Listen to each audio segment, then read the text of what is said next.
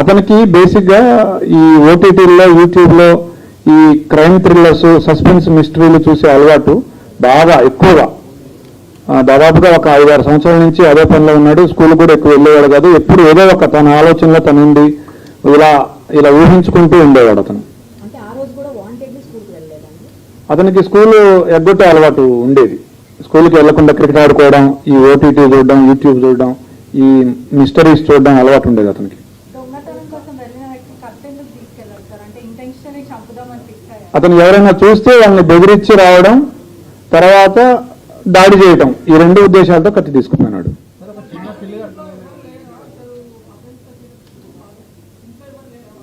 ఉన్నారు ఇంట్లో, వాళ్ళ నాన్నున్నాడు, వాళ్ళ సిస్టర్స్ ఉన్నారు, వాళ్ళ ఇంట్లో ఉన్నారు. వాళ్ళ మదర్ లేదు కానీ మిగతా వాళ్ళు ఉన్నారు.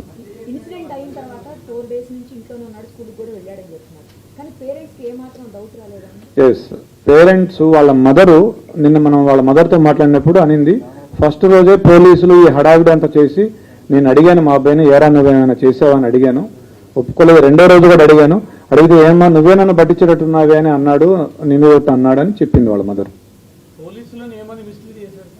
పోలీసుల్ని ఆ రోజు మేము ఫస్ట్ రోజే అతన్ని క్వశ్చన్ చేసాం. ఎందుకంటే రెండింటికి జస్ట్ 2 అడుగుల దూరం ఉంటుంది, ఆ ఇంటికి ఈ ఇంటికి పిట్టగోడకి.